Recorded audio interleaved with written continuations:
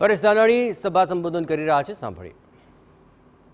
કાર્યાલયે ખુરશીને ગાભા મારનારા કેટલાય પાયાના આગેવાનો કાર્યકર્તાઓ સંસદ બનવા માટે થનગની રહ્યા હતા, પણ ભારતીય જનતા પાર્ટીના રાષ્ટ્રીય અહંકારી નેતાઓને જનસંઘની પૃષ્ઠભૂમિ એવા રાજકોટમાં એક પણ સ્થાનિક લાયક ઉમેદવાર ન જડ્યા, એટલે અમરેલીથી એક ઉછીના ઉમેદવારને રાજકોટમાં આયાત કરી અને થોપી બિહાડ્યા। કમલમની કાર્યાલયે તો કકળાટ છે, પણ 22 વર્ષે બહાર કાઢ્યા, ટેસ્ટર અડાડ્યા ભેગી તરત લાલ લાઈટ થઈ। હું કેતો હતો કે આને બહાર ન કાઢો, માયના નહીં। કામના નામે મત ન માંગી શકનારા લોકોએ આજ રંગીલા રાજકોટની અંદર માત્ર સત્તાના ટૂંકા સ્વાર્થ માટે ક્યાંય વર્ગ વિગ્રહનું બી રોપવું, રંગીલા રાજકોટમાં વર્ગ વિગ્રહની આગ લગાડી આજ આખો દેશ દાવાનળમાં ધકેલાણો છે, ત્યારે વર્ગ વિગ્રહની આગ ઉપર ઠંડુ પાણી છાંટવા માટે હું રાજકોટ આવ્યો છું। હું 18 વર્ણની આશાઓ ઉપર ઉજાસનો દીપ પ્રગટાવવા રાજકોટ આવ્યો છું। હું સૌના હૃદયે સમાનતાનો ભાવ જગાડવા માટે રાજકોટ આવ્યો છું। હું સમગ્ર દેશમાં સદભાવનો દીપ પ્રગટાવવા આવ્યો છું। હું ખોખલા સરકારી વિકાસની પરિભાષા બદલવા રાજકોટ આવ્યો છું।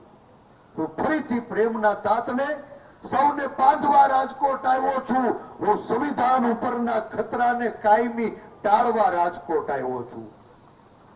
હું આધુનિક અંગ્રેજોની હુકમશાહી ને ખતમ કરવા રાજકોટ આવ્યો છું।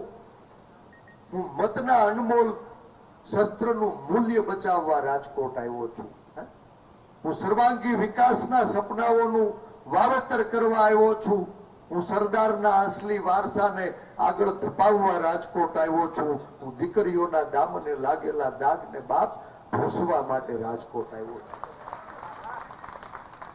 આ રાજકોટની ભૂમિ એ સંસદ સભ્ય બનવાનું પ્લેટફોર્મ નથી। પંચાયતથી પાર્લામેન્ટ, સરપંચથી સંસદ, કોર્પોરેશનથી કેન્દ્ર, ભારતીય જનતા પાર્ટીનું શાસન હોવા છતાં આજ અહંકારી નેતાઓ મારા ને તમારા મત લઈ અને ફરી પાછી 100 સમસ્યાઓના દલદલમાં 18 વરણ એને ધકેલી રહ્યા છે। આજ 18 વરણમાં ઉકળાટ છે, 100 સમસ્યાઓનો આજ સામાન્ય માણસ ગુલામ બન્યો છે, ત્યારે સંસદ સભ્ય બનવા નહીં, હું મોંઘવારીની મોકાણથી મુક્તિ આપવા રાજકોટ આવ્યો છું। હું પોલીસ ખાતાની દાદાગીરીને સદંતર રોકવા માટે રાજકોટ આવ્યો છું। હું આ બેરોજગારીના ભારને ઘટાડવા માટે રાજકોટ આવ્યો છું। સંસદ બનવાની ઈચ્છા નથી, હું રાજકોટની રેલ સુવિધાને વધારવા માટે રાજકોટ આવ્યો છું। હું રાજકોટના આંતરરાષ્ટ્રીય એરપોર્ટને વિશ્વના ખૂણે ખૂણે જોડવા માટે રાજકોટ આવ્યો છું।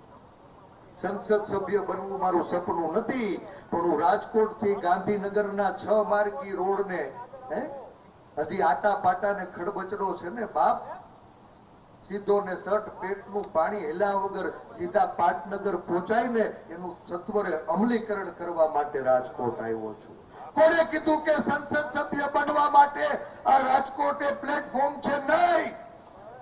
રાજકોટના રેલવે સ્ટેશને કન્ટેનર ડેપોનું સપનું છે ને, એનો પાયો નાખવા રાજકોટ આવ્યો છું। આ રાજકોટના રૂડા આંગણીએ નાના અને મધ્યમ ઉદ્યોગોને વૈશ્વિક પ્લેટફોર્મ એવું કન્વેન્શન સેન્ટર બનાવવા માટે રાજકોટ આવ્યો છું।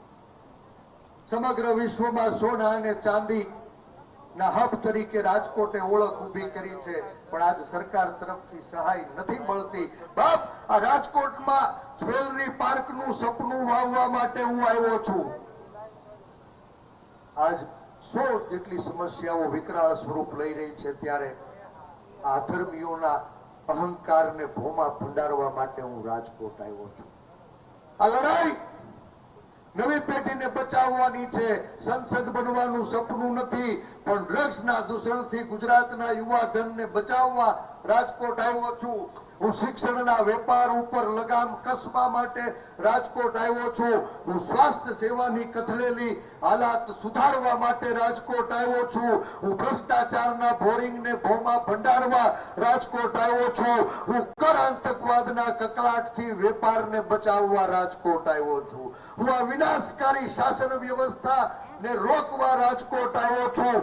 હું વિશ્વકર્મા દેવના વારસોને કુશળ કામની તક આપવા માટે રાજકોટ આવ્યો. આ લડાઈ સંસદ સભ્ય બનવાની નથી, સત્તાના અહંકારને ઉગાડવાની છે. અને મારે જાજી વાત નથી કરવી, આપ સૌને વિનંતી કરવી છે કે જ્યારે વેચાયેલા હતા ને બાપ, તેથી અંગ્રેજોના આપણે ગુલામ હતા.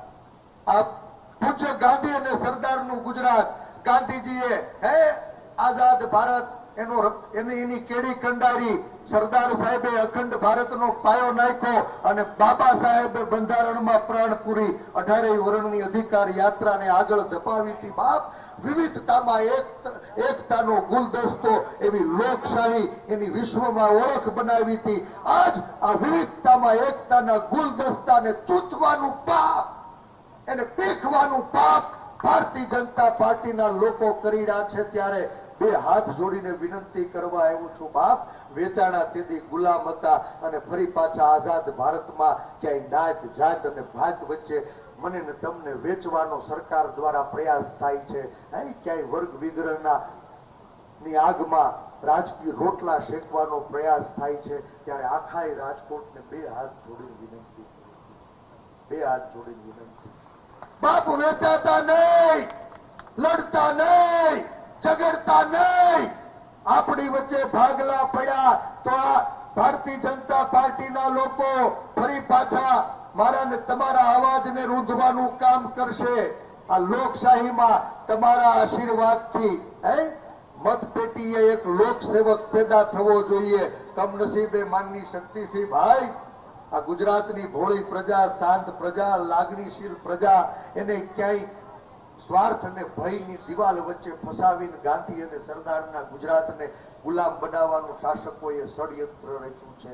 આ ગુલામીની જંજીરને તોડવા માટે હું રાજકોટ આવ્યો છું. મને વિશ્વાસ છે કે આ રાજકોટના રણ મેદાનમાં જનજનના સ્વાભિમાનનો વિજય થવાનો છે.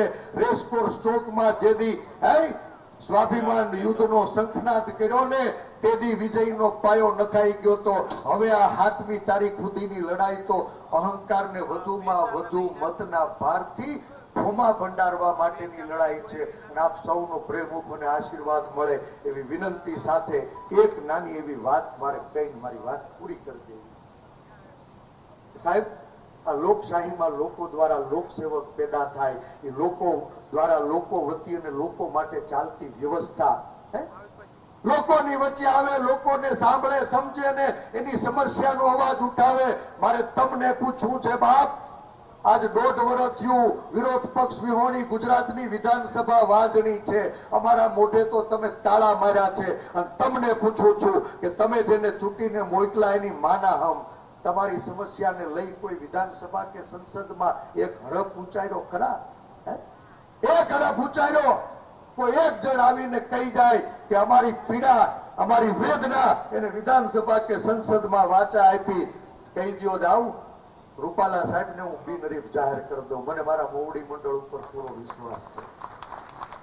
સાહેબ, અમે તમને ચૂંટીને મોકલીએ અને જ્યારે અમારી જરૂરિયાત ઊભી થાય ત્યારે તમે, તમારી સરકાર, તમારી સૂચનાથી તમારી પોલીસ અમને મારે, ડરાવે, ધમકાવે, લડાવે, ઝઘડાવે, પોલીસના દંડે પીટાવે, ખોટા કેસ કરાવે, જેલમાં ધકેલાવે, ત્યાં ઈડી, સીબીઆઈ, ઇન્કમ ટેક્સ કે જીએસટી ની રેડ પડાવીને અમારા મોઢા બંધ કરાવે.